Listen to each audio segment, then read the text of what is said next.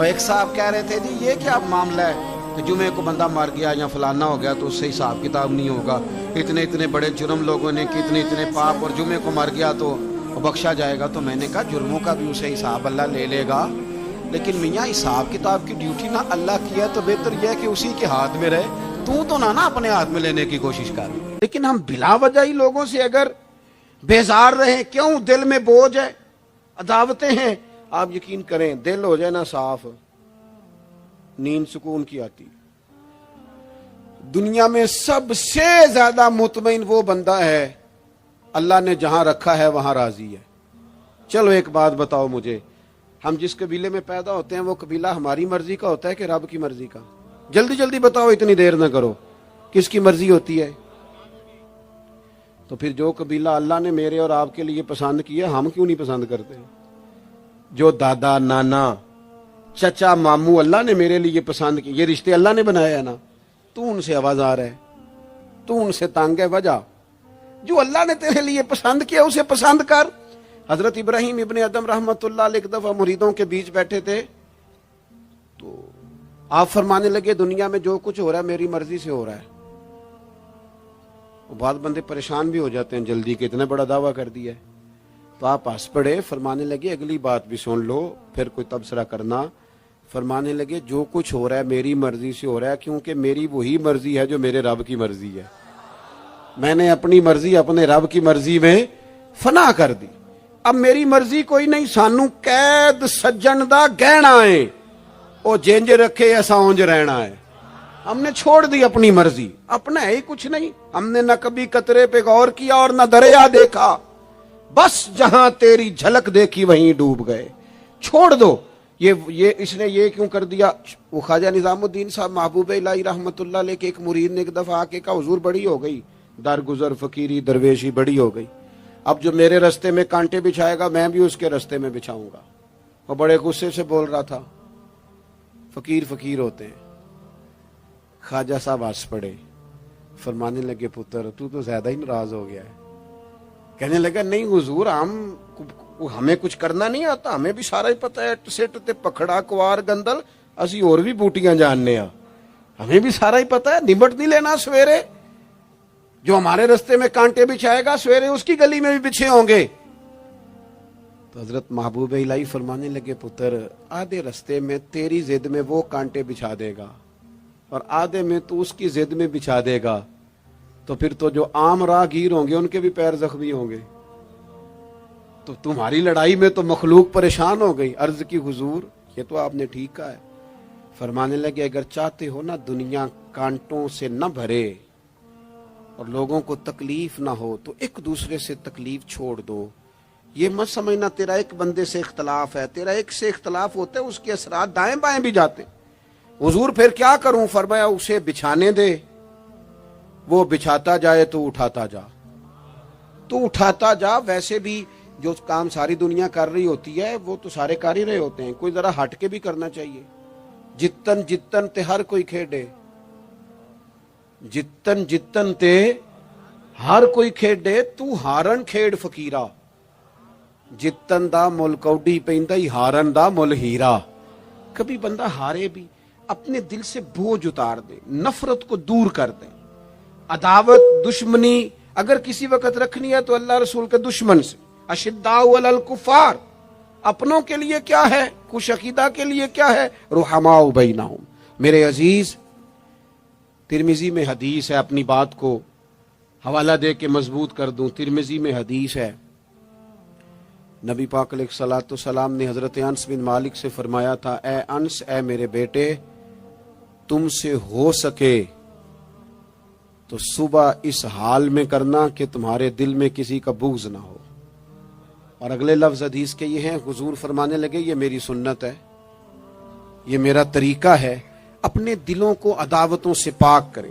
اور پانچویں بات، اور بس اسی کے آگے پیچھے میں نے اپنی بات کو سمیٹ دینا ہے، میرا مضمون مکمل ہو گیا۔ حضور کی ایک بہت بڑی سنت، نبی پاک علیہ السلام کی ایک بہت بڑی ادا، وہ پتہ کیا ہے؟ وہ ہے دوسروں کا احساس کرنا، دوسروں کے بارے میں سوچنا، دوسروں کا خیال کرنا. میں ابھی آ رہا تھا تو میری گاڑی کے ساتھ کچھ دوستوں نے دوڑنا شروع کر دیا. میں جو ہوں مجھے اس کا پتہ ہے. میں ہمیشہ دوستوں سے کہتا رہتا ہوں آپ بزرگوں کے ہاتھ چومیں, اللہ والوں کی اچھی بات ہے, آپ کو فائدہ ہوگا. میرے جیسے گناہ گار کے ہاتھ چوم کے آپ کو کیا ملے گا؟ کوئی نتیجہ نہیں نکلے گا. ہاں, آپ کوئی میری بات مان لیں اور اس پر عمل شروع کر دیں تو رب کریم کی رحمت صبح قیامت ممکن ہے یہ کہہ دے یہ تیری وجہ سے اس نے شروع کیا تھا, جا تیرے گناہ بھی معاف کیے. یہ جو ذوق ہے نا, اب ایک بندہ گاڑی کے پیچھے بھاگ رہا ہے تو مجھے اتنی سخت تکلیف ہو رہی تھی. میں نے کہا یار کیا ضرورت, دیکھو نا بیچارہ گرمی کا موسم ہے, پیاس لگے گی اور پسینہ آئے گا, کیوں بھاگ رہا ہے؟ اب میری مجبوری بھی ہے, گاڑی کو تو چلنا ہے. جب تک ہم احساس پیدا نہیں نہ کرتے, میرے قبلہ عالم فرمایا کرتے تھے کہ تیری گاڑی کے آگے سے کوئی غلط کراس کر گیا اور دوڑ کے گزر گیا اور کوئی سخت جملہ بھی کہہ گیا ہے, اس پر بھی تنقید نہ کر. تو اپنے دل میں اس کا احساس پیدا کر, سوچ کے ہو سکتا ہے اسے گھر میں کوئی ایمرجنسی ہو گئی ہو. اپنی سوچوں کو مثبت کریں. آپ دوسروں کا احساس بھی اپنی طبیعت میں پیدا کریں, دوسروں کے بارے میں بھی سوچیں. میں یہاں ماشاءاللہ سٹیج پہ بیٹھا ہوں, بڑا نرم ماحول ہے, بڑا کچھ ہے, لیکن جو دوست پیچھے دیوار کے ساتھ کھڑے ہیں نا, جن کو جگہ بیٹھنے کی بھی نہیں ملی اور کھڑے ہونے کی بھی صحیح کر کے نہیں ملی, ان کا بھی احساس پوری طرح. اور میرے خیال میں سب سے زیادہ مہمان خصوصی بھی وہی ہیں آج کی ہماری محفل کے, جو زیادہ مشکل میں بیٹھے. احساس اپنی کہاں تک احساس کرنا ہے؟ لو حدیث پاک سنو. اللہ کے محبوب علیہ السلام فرماتے ہیں میں نماز پڑھانے کھڑا ہوتا ہوں, نماز. کریم فرماتے ہیں میرا دل کرتا ہے میں لمبی نماز پڑھاؤں, لیکن پھر پیچھے سے نا کسی بچے کے رونے کی آواز آتی ہے. دل تھا لمبی پڑھاؤں, بچہ رو پڑا تو مجھے خیال آتا ہے اس کے رونے سے اس کی اماں کو تکلیف ہو رہی ہوگی, میں نماز چھوٹی کر دیتا ہوں. اللہ کی نماز مختصر کر دی احساس کے طور پر.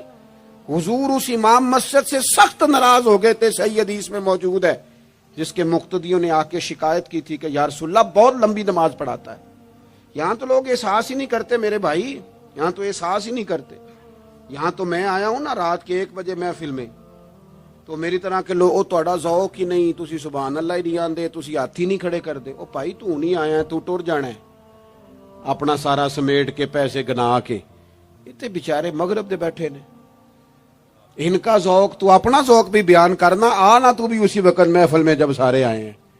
تے نالے تو تے گل کر کے آیا میں انہیں ہزار لینا ہے, تے مفت آئے نے سارے بیچارے. اس لیے ہو سکتا ہے ان کا عشق تجھ سے زیادہ ہو.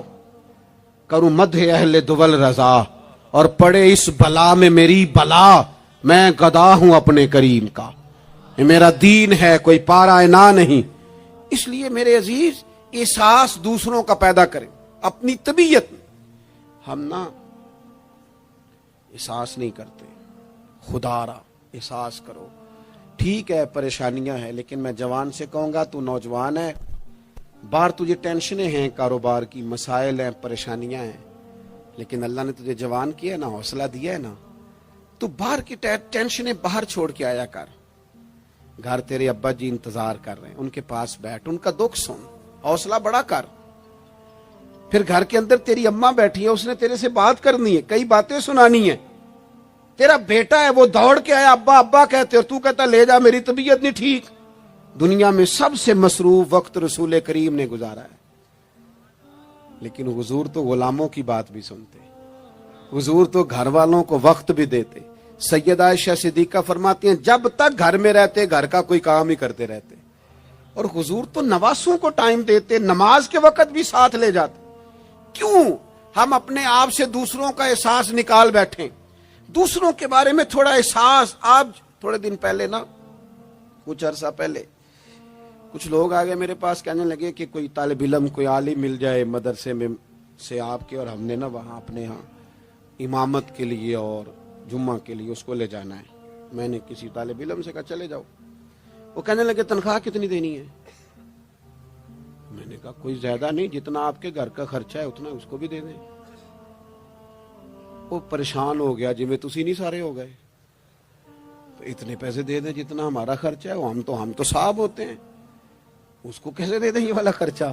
تو کہنے لگے نہیں جی وہ تو ٹھیک ہے تسی کوئی 10 چھڑو. اور میں نے کہا میں آپ کو وہ بتا رہا ہوں جو حضرت صدیق اکبر نے بتایا ہے. آپ کی تنخواہ کتنی لگائیں؟ کہا درمیان مہاجر کا جتنا خرچہ ہے نا اتنا میرا بھی لگا دو. حضور گزارا نہ ہوا فرمایا میں لوگوں کی تنخواہیں بڑھا دوں گا. جہاں سب کا گزارا ہوگا ابو بکر کا بھی ہو جائے گا. یہ کیا بات ہوئی کہ تیرا گزارا نہیں ہوتا تو مزدور کا کیسے ہوتا ہے؟ غریب آدمی کا احساس جب تک تجھے دوسروں کا پیدا نہیں ہوتا تو حضور کے اسوہ حسنہ تک نہیں پہنچ سکتا. تو نے نبی پاک کا طریقہ نہیں اپنایا. یہ پتہ ہے حضور جو غاروں میں روتے تھے اور سارا دن تبلیغ کرتے تھے اور طائف تشریف لے جاتے تھے اور عکاظ کی منڈیوں میں جاتے تھے، یہ احساس تھا، یہ درد تھا جو میرے محبوب کو لے جاتا تھا. احساس تھا. حضور چاہتے تھے رب کا کوئی بندہ دوزخ میں نہ جائے. اللہ کے محبوب رات کو روتے، دن کو تبلیغ کرتے، گلی گلی جاتے، لوگوں کو سمجھاتے. کوئی ایک بار دین کی بات پوچھتا 10 بار بھی اس سے پوچھتا تو بتاتے. کیوں؟ احساس ہے. بات ختم کرنے لگا ہوں. سیدہ طیبہ طاہرہ ام المومنین سیدہ عائشہ صدیقہ رضی اللہ تعالیٰ عنہ فرماتی ہیں ایک دن حضور مجھ سے فرمانے لگے، کریم فرمانے لگے عائشہ ایک بات بتاؤں تمہیں؟ یا رسول اللہ فرمائیے. تو کریم فرمانے لگے عائشہ جب تم مجھ سے راضی ہوتی ہو پھر بھی مجھے پتہ چل جاتا ہے، اور جب تمہارے دل میں کوئی بات ہوتی ہے پتہ مجھے پھر بھی چل جاتا ہے. کہتے میں نے جلدی سے عرض کی حضور میں اور آپ سے ناراض. تو فرمایا بتاؤں پھر؟ حضور بتائیے. فرمایا عائشہ کبھی کبھی قسم اٹھاتی ہو؟ یا رسول اللہ اٹھاتی ہوں. فرمایا جب ہوتی ہو نا مجھ سے راضی تو کہتی ہو مجھے محمد مصطفیٰ کے رب کی قسم، اور جب تمہارے دل میں کوئی بات ہوتی ہے تو پھر کہتی ہو حضرت ابراہیم خلیل کے رب کی قسم. پھر حضرت جناب عائشہ صدیقہ کہتی ہیں میں تمہیں بتا نہیں سکتی لوگوں میرے دل کا عالم کیا تھا یہ بات سن کے. یا رسول اللہ آپ لفظوں سے احساس کا پتہ کر لیتے ہیں کوئی سوچ کیا رہا. یہاں تو گھر والے پورا احتجاج کریں. احتجاج میں ایک دفعہ کہیں کھانے کے لیے گیا تھا تو میں نے کہہ دیا کھانا بڑا اچھا پکا ہے. ایک آدھ اور بزرگ سے بھی میں نے وہ بات سنی تھی، پھر وہ پریکٹیکلی میرے ساتھ ہوں میں کھانا بڑا اچھا ہے جی. تھوڑی دیر کے بعد نا گھر کے اندر سے رونے کی آواز آنے لگی. تو مناسب تو نہیں ہوتا کسی کے گھر کے مسئلے میں ایسی بات پوچھنا، لیکن وہ جب ماحول زیادہ ہی بڑا تو میں نے میزبان سے کہا کہ خیر تو ہے گھر میں سب ٹھیک ہے؟ تو کہنے لگے آپ کی وجہ سے رو رہے ہیں. میں نے کہا کہنے لگے آپ نے بڑی تعریف کی ہے نا کھانا بڑا اچھا پکا ہے. تو میری بیوی ہے تو عزیزوں میں سے پر وہ گھر غریب ہے. اس نے کہا 14-15 سال ہو گئے اس گھر میں کھانا پکاتے، آج تک نہیں کسی نے کہا اچھا پکا ہے. میں غریب کی بیٹی ہوں، آج وہ تعریف سنی ہے تو دل کسی اور طرف ہی چلا گیا ہے. اتنا بھی احساس نہیں جو صبح سے گرمی میں کھڑے. آپ کو پتا ہے نبی پاک نے کبھی کھانے میں نقص نہیں نکالا تھا. سیدہ عائشہ کہتی ہیں پسند ہوتا تو کھا لیتے ورنہ چھوڑ دیتے. کبھی عیب تو ہنڈیا پھینک دیتا. آنا گرمی میں تو بھی کھڑا ہونا جہاں اماں کھڑی ہے، بیوی کھڑی ہے، بہنیں کھڑی ہیں، کھڑا ہونا 10 منٹ تو بھی. احساس ہی نہیں، صرف اپنا ہی پتا ہے. سیدہ عائشہ صدیقہ یہ حضور کا اسوہ حسنہ ہے. یہ طریقے اپناؤ زندگی میں. 4-5-8 چیزوں کو فقط سنت نہ سمجھو. یہ وسعت ہے حضور کے اسوہ نور میں. سیدہ عائشہ کہنے لگی کریم فرمانے لگے تم قسم اٹھاتے حضرت ابراہیم کا نام لیتی ہو تو میں سمجھ جاتا ہوں. جناب عائشہ کہتی ہیں بس دل مچل گیا، کیفیت اور کی اور ہو گئی. میں نے کہا حضور پھر مجھے قسم ہو محمد عربی کے رب کی، میرے لبوں سے آپ کا نام ہی جاتا ہے، میرے دل میں آپ ہر وقت موجود رہتے ہیں. میرے عزیز کچھ باتیں آپ سے میں نے عرض کی. میں اپنی گفتگو کو بھی دیکھتا ہے جو بڑے مالدار ہوتے ہیں، اور ایسے لوگوں کو بھی دیکھتا ہے جو بیچارے ایک وقت کھاتے ہیں اور دوسرے وقت کے لیے پریشان رہتے ہیں. اپنی زندگی میں وہ صحت مند، توانا، خوبرو لوگوں کو بھی دیکھتا ہے اور بیمار اور کمزور، ضعیف اور ناتواں لوگوں کو بھی دیکھتا ہے.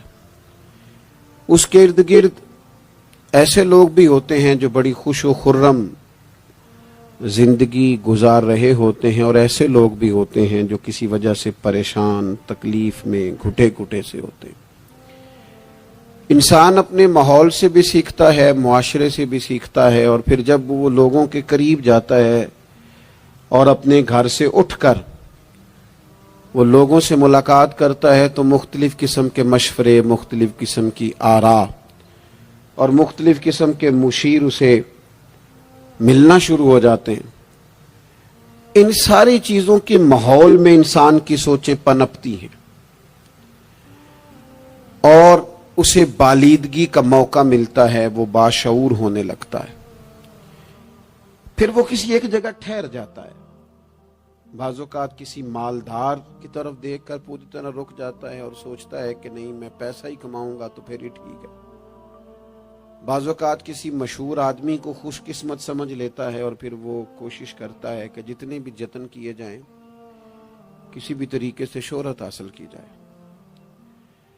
وہ اس طرح کر کے ہماری ملت کے جوان بھی، ہمارے لوگ بھی، پھر میں نے ایسے لوگوں کو بھی دیکھا ہے جو اگرچہ بہت بڑے کسی ادارے سے پڑے ہوئے تھے اور مالدار تھے اور وزادار تھے، اور انہوں نے یہ دیکھا کہ پاکستان میں آ کر یہاں پہنچ کر مجھے خدمت کا کام کرنا چاہیے، آئے، اچھی نیتوں کے ساتھ آئے ہوں گے، کوئی ان کے پیچھے نیک مقاصد ہی ہوں گے، لیکن جب انہوں نے پاکستانی سیاست کا ماحول دیکھا نا تو پھر نہ ڈگریاں نہ تعلیم کچھ بھی نہیں، وہ جس طرح کا ماحول تھا اسی طرح کے بن گئے، روایتی ہو گئے، کسی نہ کسی کے پیچھے یوں ہی لوگ لگ جاتے ہیں اور طرز زندگی اختیار کرتے ہیں۔ ہمیں لگنا ہوتا ہے کسی نہ کسی کے پیچھے، ہم پیروی کرتے ہیں لوگوں کی، لوگوں کو دیکھتے ہیں، اس حساب سے ہم اپنے آپ کو مرتب کرتے ہیں۔ پھر میرے بھائیوں،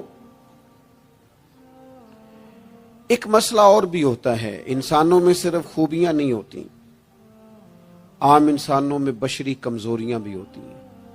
ہم بعض اوقات کسی کے پیچھے چلتے ہیں تو تعریفوں کے پل باندھتے ہیں، محبتوں اور عقیدتوں کا لمبا چوڑا اظہار کرتے ہیں، پھر تھوڑا سا ٹائم گزرتا ہے اور تھوڑا سا قرب ملتا ہے تو پھر ہمیں اس بندے میں خامیاں نظر آنی شروع ہو جاتی ہیں۔ کورے ورک کتاب نہیں ہوندے، پتھر دل گلاب نہیں ہوندے، سجنا پہلو ہی سوچ کے لائیں پھر یاراں نال حساب نہیں ہوندے۔ سوچتے نہیں، سمجھتے نہیں، غور نہیں کرتے، جذباتی فیصلے کرتے ہیں، ماحول جذباتی ہے۔ یا آپ دیکھیں نا، میں کسی جگہ پہ پہنچتا ہوں تو رکنا، بیٹھنا، چلنا پھرنا دوست مشکل کر دیتے ہیں، 1 منٹ کے لیے کہیں کیمرہ بند نہیں ہوتا۔ آپ بڑے تھکے ہوئے بھی ہوں تو آپ صحیح کر کے کہیں بیٹھ نہیں سکتے، چونکہ آپ کی چاروں جانب تو کیمرہ چل رہا ہے، کیسے بیٹھیں؟ نبی کی زندگی بہترین نمونہ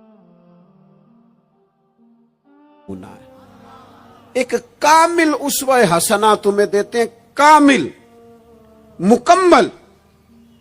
نبی پاک علیہ الصلوۃ والسلام کا جو وجود اطہر ہے نا، ایسا وجود اس کے اندر اللہ تعالیٰ نے ظاہری اور باطنی، یہ میں کسی جوش سے نہیں بول رہا، میں بڑی ہوش سے بات کر رہا ہوں، آپ سے بھی گزارش کرتا ہوں ہوش سے سننا۔ یہ بات میں درجنوں اور بیسیوں کتب کا نچوڑ آپ کے سامنے رکھ رہا ہوں۔ اللہ تعالیٰ نے نبی پاک علیہ الصلوۃ والسلام کے اندر ظاہری باطنی ساری خوبیاں بھر کے اپنے محبوب کو دنیا میں مبعوث فرمایا ہے، نہیں کھلا دیے، وہ جس راہ چل دیے ہیں کوچے بسا دیے۔ بعض لوگ ناراض نہ ہونا مجھ سے، بعض لوگ ہنستے ہیں، سونا نہیں ہنستے، ہنستے ہیں پر سونا۔ سیدہ طیبہ طاہرہ حضرت عائشہ صدیقہ فرماتی ہیں حضور مسکراتے تھے لیکن اس مسکرانے میں بھی عجیب وزاداری تھی، ہنستے تھے کھل کھلا کے نہیں ہنستے تھے، اس میں کہا نہیں لگتا تھا، آوازیں نہیں پیدا ہوتی تھی، یعنی سونا، ہنس بھی جاتے تھے لیکن اس کے اندر بھی عجیب لطافت تھی۔ وہ کیسا ہنسنا تھا؟ صحابہ فرماتے ہیں حضور ہنستے، مقدس دانتوں میں سوراخ تھا، زیر لب مسکراتے، اور وہ جو حضور کے مقدس دانتوں میں مقدس سوراخ تھا نا، جب حضور ہنستے اس سے نور نکلتا اور مسجد نبی کی دیواریں بھی روشن ہو جاتی۔ یعنی ایسا نہیں ہنسنا جس طرح کوئی میری طرح کا آدمی ہنستا ہے تو لوٹ پوٹ ہو جاتا ہے اور اس ہنسنے کے اندر کئی دفعہ وزاداری قائم نہیں رہتی، کئی دفعہ اس کے اندر وہ وقار قائم نہیں رہتا۔ حضور ہنستے تو तबस्सुम करते, यानी हंस भी रहे हैं तो हंसना भी बड़ा ही बाकमाल है। और मेरे आला हजरत तो कहते हैं बस वो हंस पड़ते थे, फिर जो उम्र भर के रो रहे होते थे ना, वो हुजूर का हंसना देख के हंस पड़ते थे। गोया ना जहां जहां खिजा होती थी बहार आ जाती थी, जहां जहां दुख होते थे सुख आ जाते थे, जहां जहां भी कोई कमजोरी होती थी, खुदा कहते हैं जिसकी तस्कीन से रोते हुए हंस पड़े, उस तबस्सुम की आदत पे लाखों सलाम। एक तो उनका हंसना बड़ा बाकमाल था, और फिर यह था कि उनका रोना भी बड़ा बाकमाल था, बड़ा बाकमाल। नहीं वो कभी रो पड़े और कभी करीम की आंखों में आंसू आ जाए, और कभी उनके चेहरे पर अफसुर्दगी आ जाए, तो यूं लगता था कि फूलों ने खिलना छोड़ दिया है, कलियां अपनी जगह से हट गई हैं। समुंदर ने कहा नहीं नहीं अब शोर नहीं करना। यूं लगता था कि तितलियां अपनी जगहों पे बैठ गईं। जब वो कभी रोते थे तो यूं महसूस होता था कि जैसे चांद कहता है कि नहीं अब मैंने नहीं खुल के चमकना, महबूब तो रो पड़े। और कभी करीम रोए, आंखों में आंसू आए, तो उनके रोने में हुस्न इतना था, कमाल इतना था कि जिब्रील अमीन आए और आके अर्ज गुजार हुए, या रसूल अल्लाह सारे भेद जानने वाला रब पूछता है, करीम से पूछो ना, महबूब से पूछो ना रोए क्यों हैं। ये रो पड़े हैं, क्यों रोए हैं? सारे भेद जानने वाले मालिक क्यों रोए? तो महबूब फरमाने लगे, जिब्रील उम्मत का कयामत का हिसाब, कयामत की गर्मी, अल्लाह ताला का कुर्सी अदालत में अपनी शान के लायक जलवा फरोज होना, उम्मत की कमजोरियां, सुस्तियां, गफलतें, इनको याद करके रो पड़ा हूं। गमे उम्मत ने निढाल कर दिया है। हजरत जिब्रील बारगाह इज़वी से पैगाम लाए, महबूब करीम सल्लल्लाहु ताला अलैहि वसल्लम ने, हुजूर रोए। तो जब जिब्रील अमीन ये पैगाम लेके लौटते हैं तो रब करीम ने क्या फरमाया? आपकी तवज्जो है मेरी बात पर? मालिक करीम ने क्या फरमाया? वो आयत नाजिल हुई जिसके बारे में इमाम ज़ैनुल आबिदीन रदी अल्लाह ताला अन्हु फरमाते हैं, कुरान में सबसे उम्मीद वाली आयत ये है। रोए हुजूर और जनाब जिब्रील पूछ कर वापिस गए तो रब करीम ने फरमाया, जाके मेरे महबूब से फरमा दें, वाला सौफ युतीका रब्बुका फतरदा, महबूब रब आपको इतना देगा कि आप अपने रब से राजी हो जाएंगे। महबूब आपको राजी करेंगे, ना रोए, आपको राजी करेंगे आपको। और हुजूर क्या फरमाते हैं? फरमाया, जब तक मेरा एक उम्मती भी दोज़ख में, मैं कोई नहीं राजी होता। अल्लाह क्या जहन्नुम अब भी न सर्द होगा? रो रो के मुस्तफा ने दरिया बहा दिए। हुजूर का हंसना भी बाकमाल, रो देना भी बाकमाल। उनका किसी बंदे से मोहब्बत से उठ के गले लगाना भी बाकमाल। और कभी हुजूर जलाल करें तो महबूब फरमाने लगे, मैंने दुआ मांगी है, ए अल्लाह अगर मैं किसी को झिड़क दूं तो उतना सवाब देना जितना तू फर्द नमाज का सवाब देता है। यहां ये भी हर जाविये से, हर निगाह से। मैं क्या आपको अर्ज करूं, हमने न कभी सीरत बयान की, मेरी तरह के लोगों ने, ना कौम उस तरह से सीरत को पढ़ती है। सीरत नबवी का एक एक पहलू कभी खोला जाए। ये जो जमाने में बेचैनी पाई जाती है ना, बेकरारी पाई जाती है, और ज़हनी इंतशार है, और फिक्री उलझाव है, और टूटती बिखरती सोचें, ये सारी खत्म हो जाए। ऐसा ठहराव नसीब हो, जीने का भी मजा आए और मरने का भी मजा आए। अगर हुजूर की सीरत मुकद्दसा को समझा जाए तो महबूब की जिंदगी हर तरह से कामिल है, मुकम्मल है, अकमल है। आप कहीं भी और जाएंगे, ये आजकल मोटिवेशनल स्पीकर्स का दौर है। हमारे बच्चे जदीद पढ़े लिखे, वो कहते हैं मैं फलां मोटिवेशनल स्पीकर के पास जाता हूं। जाएं आप।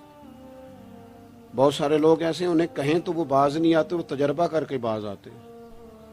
اور بالخصوص نئی نسل جو ہوتی ہے وہ بزرگوں کے تجربوں سے فائدہ نہیں اٹھاتی، وہ اپنے الگ سے تجربے کرنا چاہتی، اس کا بھی بڑا خطرناک نتیجہ برآمد ہوتا ہے۔ تو کوئی بندہ بھی جو آپ کو موٹیویٹ کرتا ہے نا کتاب و سنت کے بغیر، کوئی بھی آپ کو موٹیویٹ کر رہا ہے، وہ کیا کچھ کہہ رہا ہے، کیا کر رہا ہے، وہ کبھی بھی آپ کو تعلیم صحیح نہیں دے سکتا۔ کیوں؟ اس لیے کہ جو تعلیم وحی الہی کے بغیر ہوتی ہے وہ ناقص ہوتی ہے۔ انبیاء کی تعلیم وحی الہی کے ساتھ، لہذا اگر کوئی آدمی آپ کو موٹیویٹ کرتا ہے کتاب و سنت کے ساتھ، وہ آپ کو درست سمت لے کے جائے گا، ورنہ تو ہر آدمی آپ کو الجھا دے گا۔ میرے بھائی، نبی پاک کا اسوہ حسنہ، ہمارے ہاں لوگوں نے سنت شریعت سمجھ کس کو لیا ہے؟ ہمارے ہاں لوگوں نے سنت شریعت سمجھا ہے صرف پگڑی باندھ لی، بہت عظیم سنت ہے امامہ باندھنا۔ بعض لوگوں کا خیال ہے صرف داڑھی رکھنا، داڑھی بہت عظیم سنت، بہت عظیم سنت، انبیاء کرام کی پسند ہے۔ اور آپ کو پتہ ہے اللہ تعالیٰ نے عورتوں کو داڑھی دی ہی نہیں، یہ مرد کا زیور ہے۔ ہاں یہ مردانہ کام ہے، داڑھی مرد کا زیور ہے۔ اور پھر یہ آپ کے جسم کا حصہ ہے، داڑھی کا وزن کوئی نہیں ہوتا۔ پوچھ لیں جنہوں نے بڑی رکھی ہے، بے شک ان سے بھی پوچھ لیں، یہ وجود کا حصہ ہے، اس کا کوئی وزن، کوئی پریشانی۔ اور ایک اور بات نوجوانوں آپ سے کہہ دوں چلتے چلتے، بغیر داڑھی کے آپ سونے لگ رہے ہوں تو لوگ کہیں گے پیارے لگ رہے ہو، اچھے لگ رہے ہو، خوبصورت لگ رہے ہو۔ اور داڑھی کے ساتھ اگر کسی کو پیارے لگو نا تو جو تعریف کرے گا وہ تو تعریف ہی بڑی روحانی قسم کی ہے، وجدانی۔ یعنی آپ داڑھی کے ساتھ اچھے لگیں تو لوگ کہتے ہیں کتنا نورانی چہرہ ہے۔ اب دیکھو اس تعریف کے پیچھے جو جملوں کی ترتیب ہے اس میں حسن کتنا، داڑھی، امامہ، سفید لباس، اور پھر یہ کہ مسواک کرنا بڑی اعلیٰ سنت ہے، میٹھا کھانا بڑی اعلیٰ سنت ہے۔ لیکن یہی 4-5 سنتیں نہیں میرے بھائی حضور کی، یہ بہت بڑا مسئلہ ہے۔ بعض لوگ سمجھ فلاں جی سنت شریعت پہ عمل کرتا ہے، کیا کرتا ہے کہ داڑھی پگڑی والا ہے، وہ خدا کے بندے یہ عظیم سنت ہے، کون اس کا انکار کر رہا ہے؟ لیکن نبی پاک کا تو اسوہ حسنہ ہے، اس کے پیچھے تو پوری زندگی ہے۔ ادھر دیکھو میری، اچھا پھر ایک اور بات، بعض لوگ سمجھتے ہیں میٹھا بولنا صرف سنت ہے اور اخلاق کی علامت ہے، صرف میٹھا بولنا۔ آپ نے ناراض نہیں ہونا، میٹھا تو بعض بندے اپنے مطلب کے لیے بھی بولتے ہیں، وہ کام نکلوانے کے لیے بڑا میٹھا میٹھا بول رہے ہوتے ہیں۔ اور سنو میرے بھائی، صرف میٹھا بولنا ہی سنت نہیں، ہمیشہ سچ بولنا سنت ہے، ہمیشہ صحیح بات کرنا، دیانتدار رہنا۔ تو سمجھتا ہے 4 5 6 8 چیزیں ہی سنت ہیں؟ او خدا کے بندے، نبی پاک کی جو ادا سب سے پہلے دنیا کے سامنے آئی اور حضور کی جس ادا سے، سنت سے لوگوں کو سب سے پہلے واقفیت ہوئی، شور نہیں پڑ جاتا کسی چیز کا دنیا میں، معاشرے میں فلاں بندہ یہ کرتا ہے، فلاں ایک بندے کا ایک چیز تعارف بن جاتی ہے۔ تعارف، کوئی چیز لوگوں کے وجود کے ساتھ، نام کے ساتھ سابقہ لاحقہ بن جاتی ہے۔ جو چیز سب سے پہلے جس سے لوگوں نے میرے نبی پاک کا تعارف کیا اور لیا، ادھر دیکھو نوجوانوں میری طرف، جس چیز سے سب سے پہلے حضور کی جس ادا سے لوگ واقف ہوئے تھے وہ تو صادق اور امین ہونا ہے۔ سب سے پہلے لوگ واقف ہوئے تھے کہ ہمیشہ سچ بولتے ہیں، ہمیشہ سچ۔ ملت کا جوان تو لوگوں کو ہنسانے کے لیے جھوٹ بولتا ہے، کوئی فائدہ نہیں، کوئی فائدہ نہیں۔ جھوٹ بولنے کے لیے ڈینگے مارتے ہیں، بڑکے مارتے ہیں، میں یہ ہوتا ہوں، میں وہ ہوتا ہوں۔ جھوٹ بولتے ہو، کیوں زیادتیاں کرتے ہو اپنے ساتھ؟ نبی پاک علیہ السلام کی تو پہلی ادا، پہلی سنت جس سے لوگ واقف ہوئے وہ صادق اور امین ہونا ہے، اور لوگ کمزوری دکھاتے ہیں۔ میں آپ سے عرض کروں، آج پتہ ہے میرے ملک کا حال کیا ہے؟ آج اتنے درد میں ہیں لوگ، اتنی تکلیف میں ہیں۔ امیر لوگ تو پیٹرول پہ بحث کرتے ہیں، پیٹرول پہ زیادہ تر وہ لوگ بحث کرتے ہیں جن کی گاڑیاں بڑی ہوتی ہیں۔ غریب پیٹرول پہ بحث نہیں کرتا، وہ تو کہتا ہے کرایہ 10 روپے بڑھ گیا بس کا، کیونکہ اس کو تو بس میں آنا جانا ہے، پیٹرول سے تو اس کا لینا دینا نہیں۔ یہ تو امیروں کی باتیں، تگڑے لوگوں کی باتیں۔ یہ سارا عالم اس ملک کا سب سے بڑا مسئلہ نہ قانون کا ہے، نہ معیشت معاشرت کا ہے، اس ملک کا سب سے بڑا مسئلہ دیانتداری کا ہے۔ یہاں اگر دیانتداری ہو جائے، سچ بولنے والا، بات کرنے والا سچ بولے. اذان سن لیں جی پہلے. ڈاکٹروں کے بارے میں رائے کیا ہے؟ چلیں بتائیں وابڈا والوں کے بارے میں رائے کیا ہے؟ آپ اپنی بھی ایک مولویوں پیروں کے بارے میں رائے کیا ہے؟ بس یہی حال کیا گیا. الا ماشاءاللہ بد اعتماد کر دیا گیا. ایسا نہیں ہے کہ صرف کسی ایک گروہ، ایک طبقے کے بارے میں بددیانتی کو فروغ دیا گیا، جھوٹ کو. آج بھی کسی بھی شخص کو آپ لے لیں، اس کے بارے میں سچائی سے زیادہ جھوٹی خبریں زیادہ پھیلائی جاتی ہیں. افواہوں کا دور. اپنی زندگی میں جوانوں سچ بولو، دیانتداری کا مظاہرہ کرو. اس ملت کا جوان کیسے ترقی کرے گا جس کی ماں کہتی ہے کہ پتر تو سچ ہی نہیں بولتا، تو جاتا کہیں ہے بتاتا کہیں ہے، تو بات ہی ٹھیک نہیں کرتا. کیسے بات سنو؟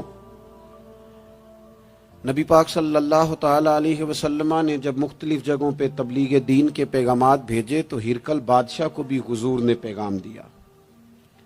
بڑا سیانہ آدمی تھا، سمجھدار تھا، معاملہ فہم تھا. اس نے کہا میں کوئی جذباتی فیصلہ نہیں کرتا، کچھ چیزوں کے نا حضور کے بارے میں کچھ چیزوں کے سوالات میرے ذہن میں ہیں. اس نے کہا یار یہاں کوئی آیا ہوا ہو نا، مکے کا سردار، لوگ تجارت کے لیے آتے ہیں، کوئی سمجھدار سیانہ سردار وزادار آدمی تو لے کے آؤ. ابو سفیان ابھی مسلمان نہیں ہوئے تھے، وہاں گئے ہوئے تھے، اور آپ کو پتہ ہے کہ وہ ہر جنگ میں آگے تھے کلمہ پڑھنے سے پہلے. ان کو بلا کے نا لوگوں کو پتہ چلا یہ آئے ہوئے ہیں تو لے جا کے بادشاہ کے سامنے کھڑا کر دیا. ابو سفیان کہتے ہیں جب اس نے سوال جواب شروع کیے نا تو ظاہر ہے میں مخالف گروہ میں تھا. جب کوئی مخالف گروہ میں ہوتا ہے اس نے تعریف تو نہیں نہ کرنی ہوتی. وہ صرف ہمارے ملک میں رواج ہے کہ لوگ جو پارٹی چھوڑ کے آ رہے ہوتے ہیں اس کی بھی تعریفیں کر رہے ہوتے ہیں، اور جدھر جا رہے ہوتے ہیں پھر اس کی بھی. اللہ جانے کیسے اپنے دل کو سمجھاتے ہیں، ضمیر کو مطمئن کرتے ہیں. اللہ ماشاءاللہ. ابو سفیان کہتے ہیں میں چونکہ دوسرے گروہ میں تھا تو بادشاہ نے جو بات بھی پوچھی نا میں نے رائے مخالف دی. جو بھی پوچھا کہ وہ محبوب علیہ السلام جو دعوی نبوت کرتے ہیں، ان کا کلمہ پڑھنے والے امیر ہیں، غریب ہیں، بات کیا ہے، جنگیں ہوئی ہیں تو نتیجہ ایک طویل گفتگو ہے. ابو سفیان کہتے ہیں آخر میں بادشاہ نے ایک سوال پوچھا، یہ جوان زیادہ غور کریں گے. سوال پوچھا.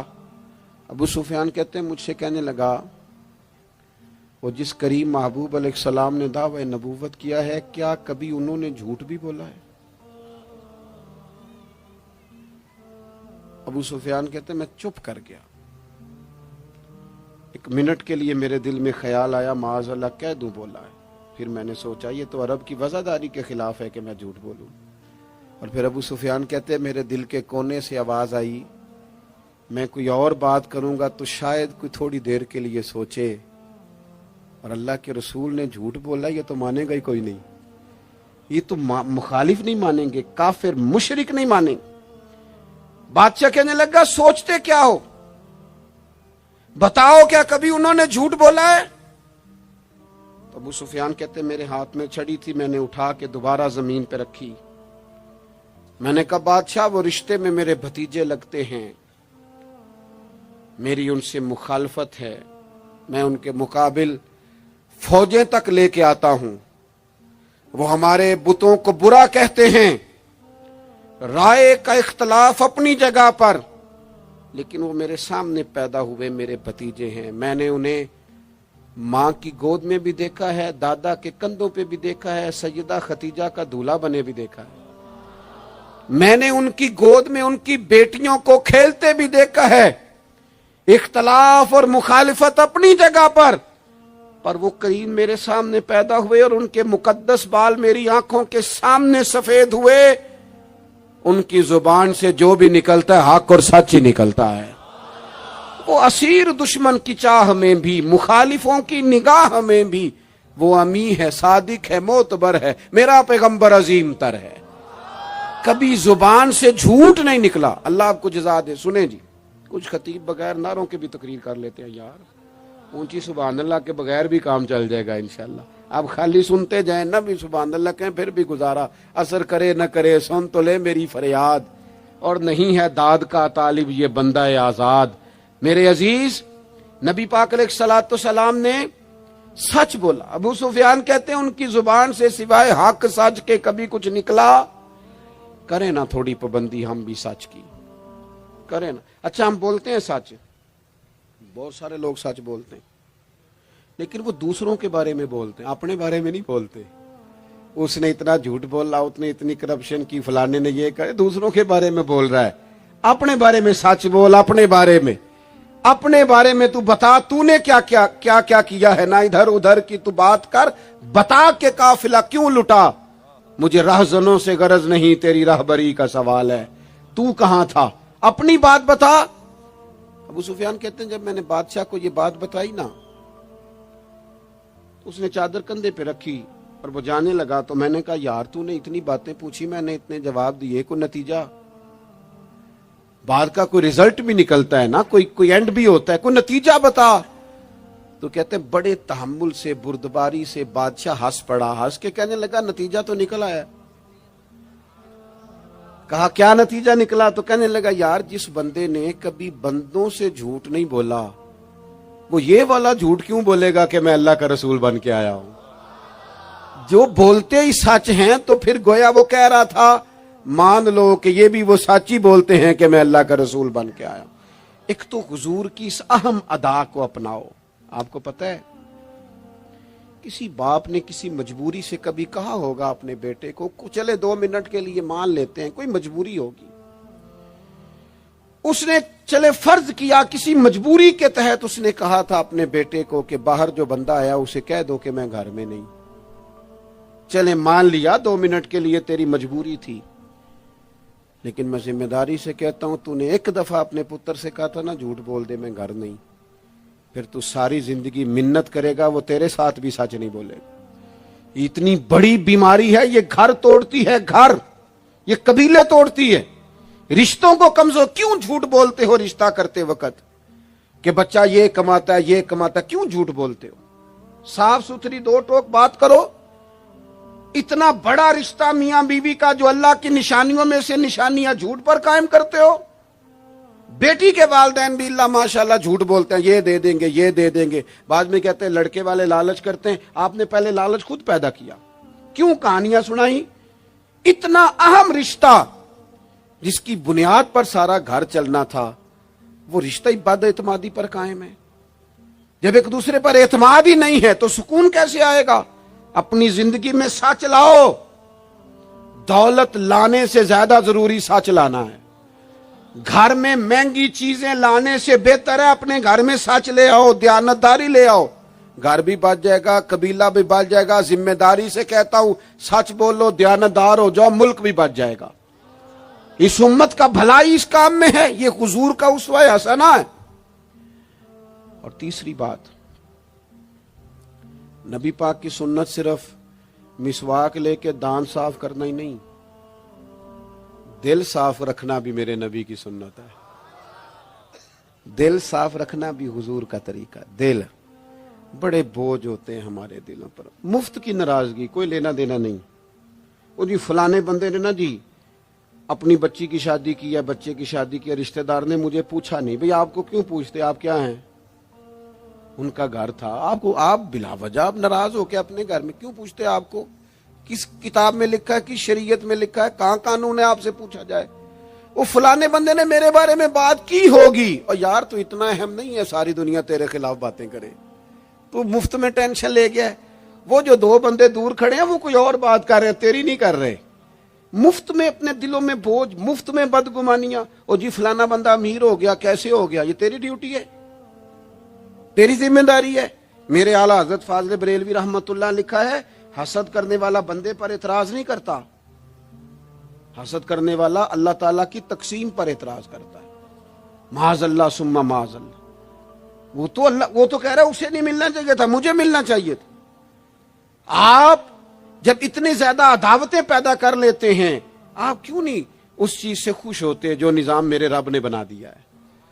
اتنی بڑی اللہ کی مخلوق ہے, لیکن ہمیں لوگ اچھے ہی نہیں لگتے.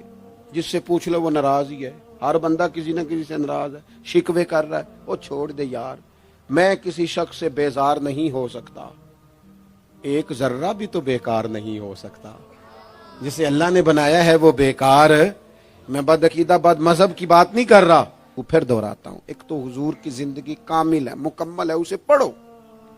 جس زاویے سے ہنسنا بھی با کمال ہے, رونا بھی بڑا قیمتی ہے.